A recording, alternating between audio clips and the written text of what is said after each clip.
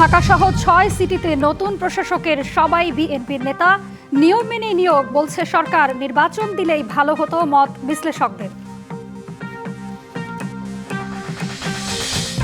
কেন্দ্র থেকে মাঠ প্রশাসন ঢেলে সাজানো, কাজে গতি বাড়ানোর নির্দেশ প্রধানমন্ত্রীর। শিগগিরই কৃষক কার্ড বিতরণ শুরু করবে সরকার। ৫ই আগস্টের পর করা ঢালাও মামলা পর্যবেক্ষণ করছে স্বরাষ্ট্র মন্ত্রণালয়। কার্যক্রম নিষিদ্ধ থাকায় আওয়ামী লীগের অফিস খোলা কাম্য নয়। আন্তর্জাতিক অপরাধ ট্রাইব্যুনালের চিফ প্রসিকিউটর থেকে সরিয়ে দেয়া হলো তাজুল ইসলামকে। নতুন দায়িত্বে আইনজীবী আমিনুল ইসলাম।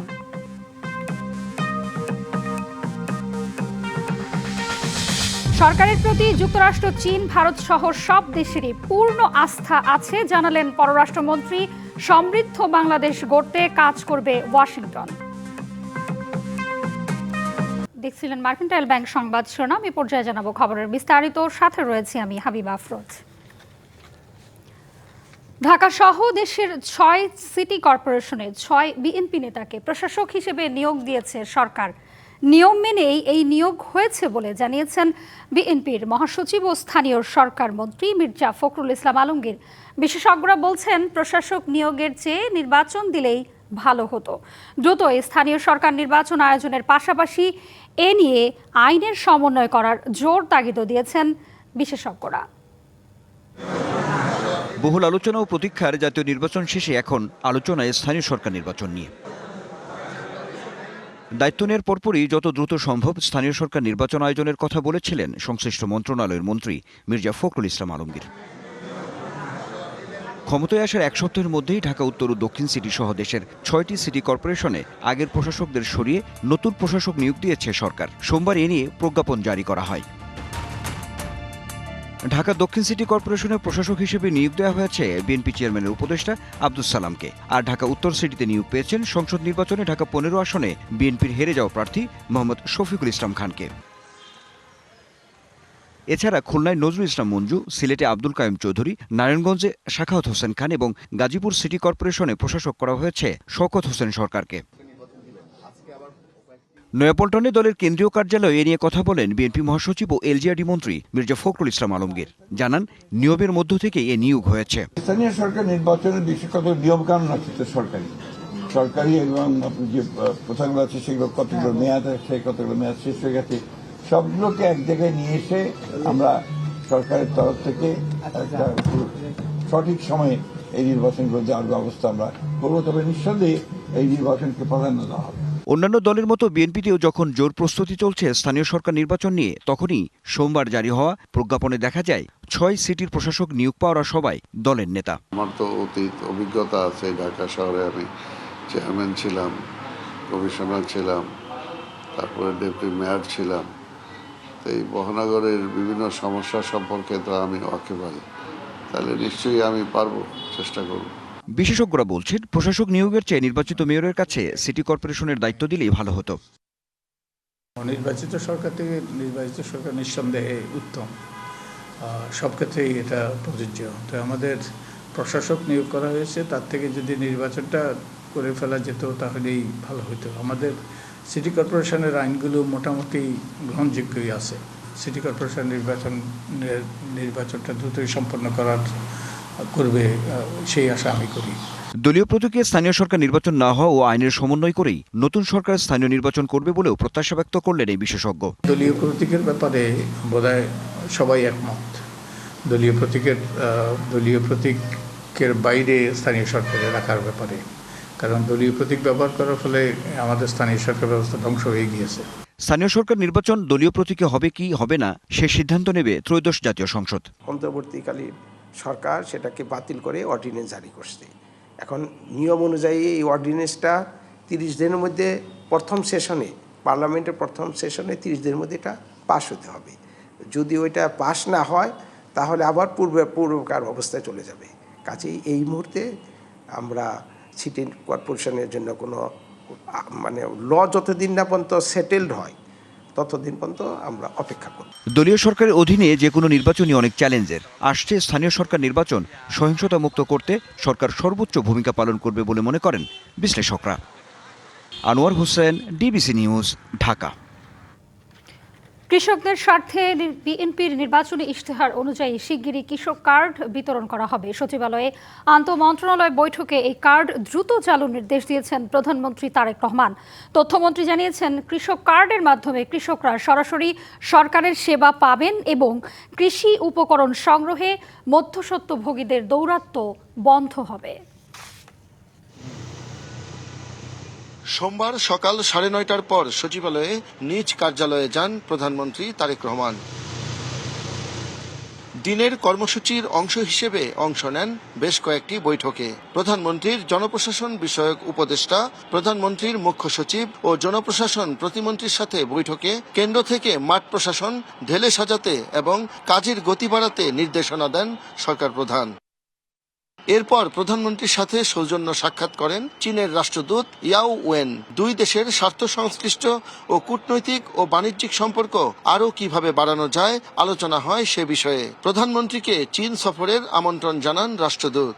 ওনাকে আমন্ত্রণ জানানো হয়েছে চায়না ভিজিটের। সময়সূচি ওইগুলা তো আর ঠিক হয়নি, এগুলো তো প্রধানমন্ত্রীর এখতিয়ার। ওনার অনেক ডোমেস্টিক প্রায়োরিটি আছে, ওইগুলোর পরে যখন বিদেশ সফর শুরু করবেন তখন উনি ওনার এই চায়নার আমন্ত্রণ বিবেচনায় করবেন। আমন্ত্রণ দেওয়া হয়েছে, টোটালি সৌজন্যমূলক সাক্ষাৎ এবং একটা দ্বিপাক্ষিক সম্পর্ক কিভাবে এগিয়ে নেওয়া যায়। চায়না দীর্ঘদিনের বাংলাদেশের বন্ধু। এরপর কৃষক কার্ড সংক্রান্ত আন্তঃমন্ত্রণালয় বৈঠকে যোগ দেন প্রধানমন্ত্রী। পরে বিস্তারিত তুলে ধরে তথ্যমন্ত্রী বলেন, মধ্যস্বত্বভোগীদের দৈরাত্ম্য কমাতে কৃষকদের জন্য কৃষক কার্ডের উদ্যোগ নিয়েছে সরকার। মূলত আমাদের যে প্রতিশ্রুতি কৃষক কার্ড দেয়া এবং কৃষক কার্ড দেওয়ার ক্ষেত্রে যে সংশ্লিষ্ট অন্যান্য বিষয়গুলি আছে সেই বিষয়গুলি নিয়ে আমরা আলাপ করছি। নীতিগতভাবে এটা আমাদের বহু আগেই সিদ্ধান্ত, যত দ্রুত সম্ভব আমরা ফ্যামিলি কার্ডের মতোই কৃষক কার্ডের পাইলট প্রজেক্ট শুরু হতে যাচ্ছে। এর আগে সকাল 9টার দিকে ঢাকা সেনানিবাসে সশস্ত্র বাহিনী বিভাগে প্রথম অফিস করেন প্রধানমন্ত্রী তারেক রহমান। এ সময় তাকে স্বাগত জানান 3 বাহিনীর প্রধান। পরে লেফটেন্যান্ট জেনারেল মীর মুশফিকুর রহমান এবং মেজর জেনারেল কায়সার রশিদ চৌধুরীকে সকালের র্যাঙ্ক ব্যাচ পরিয়ে দেন প্রধানমন্ত্রী। শাহ ইমন, ডিবিসি নিউজ, ঢাকা।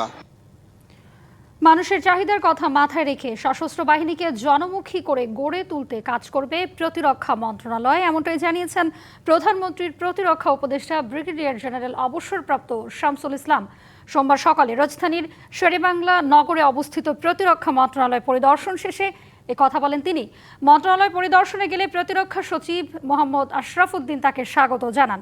প্রতিরক্ষা মন্ত্রণালয়ের কর্মকাণ্ডে উল্লেখযোগ্য সাফল্য এবং ভবিষ্যৎ পরিকল্পনা সম্পর্কে অবহিত করা হয় উপদেষ্টাকে। পরে সবার উদ্দেশ্যে দিক নির্দেশনামূলক বক্তব্য দেন শামসুল ইসলাম। বলেন, সশস্ত্র বাহিনীর সম্প্রসারণ ও আধুনিকায়নের কার্যক্রম বাস্তবায়নে সরকার বদ্ধপরিকর।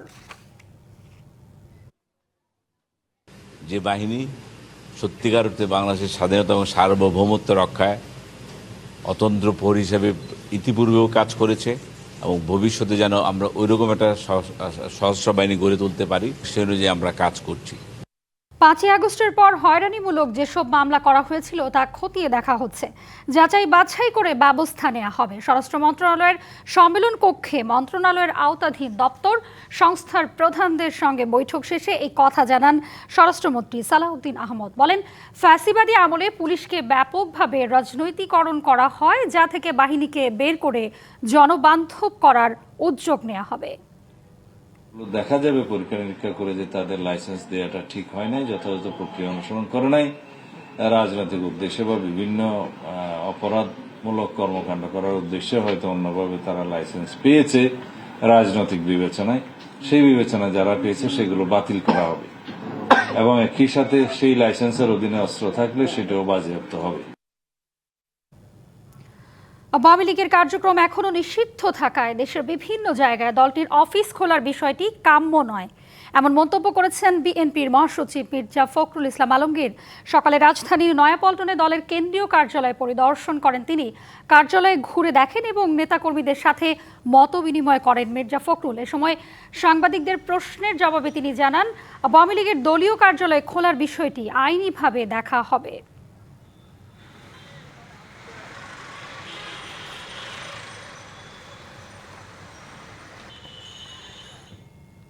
আমাদের এই কেন্দ্রীয় অফিস এটা আমাদের কাছে অত্যন্ত প্রিয়, আমাদের এই অফিস, কারণ এখান থেকে পরিচালিত হয়েছে গণতন্ত্রের উত্তরণের সংগ্রামের সমস্ত আন্দোলনগুলো। আন্তর্জাতিক অপরাধ ট্রাইব্যুনালের চিফ প্রসিকিউটরের পদ থেকে মোহাম্মদ তাজুল ইসলামকে সরিয়ে দেওয়া হয়েছে। নতুন চিফ প্রসিকিউটর হিসেবে নিয়োগ পেলেন আইনজীবী মোহাম্মদ আমিনুল ইসলাম। এ বিষয়ে প্রজ্ঞাপন জারি করেছে আইন, বিচার ও সংসদ বিষয়ক মন্ত্রণালয়, আইন ও বিচার বিভাগের সলিসিটর অনুবিভাগ। ট্রাইব্যুনালের বিচার প্রক্রিয়া স্বাভাবিক গতিতে চলবে বলে আশা প্রকাশ করেন বিদায়ী চিফ প্রসিকিউটর। সুপ্রিম কোর্টের আইনজীবী তাজুল ইসলামকে 2024 সালের 5 সেপ্টেম্বর আন্তর্জাতিক অপরাধ ট্রাইব্যুনালের চিফ প্রসিকিউটর নিয়োগ দিয়েছিল তৎকালীন অন্তর্বর্তী সরকার।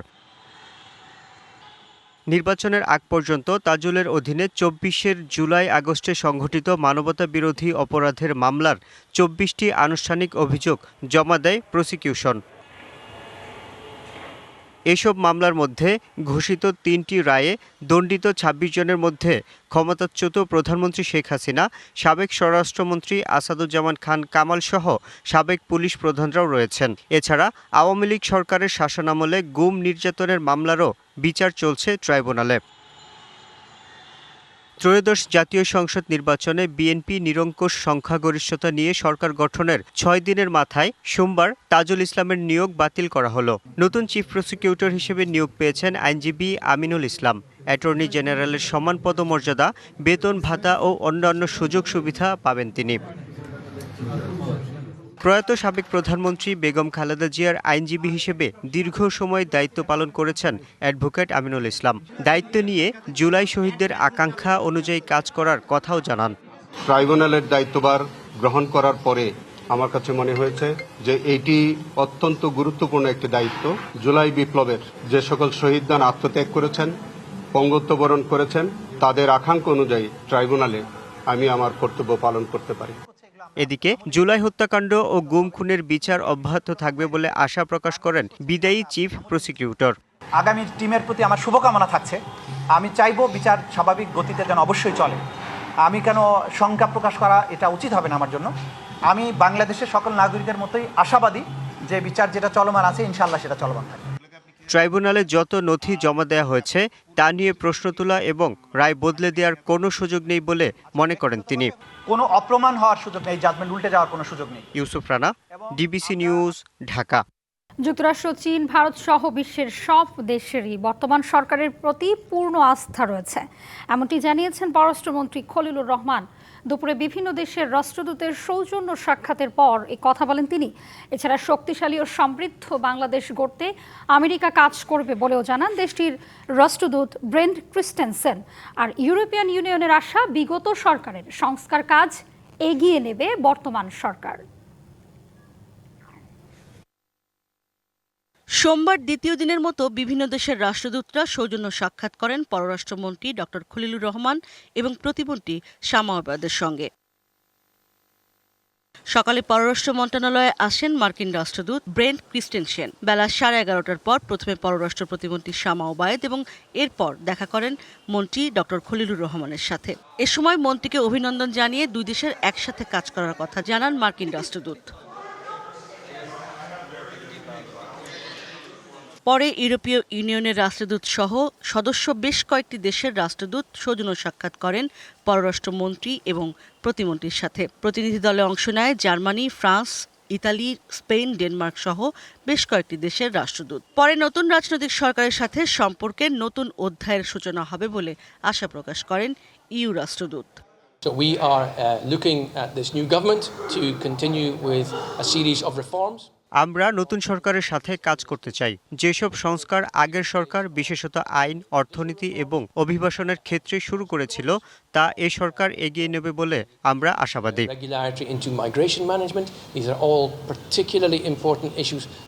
পররাষ্ট্রমন্ত্রী খলিলুর রহমান বলেন, সব দেশের আস্থা রয়েছে নতুন সরকারের প্রতি।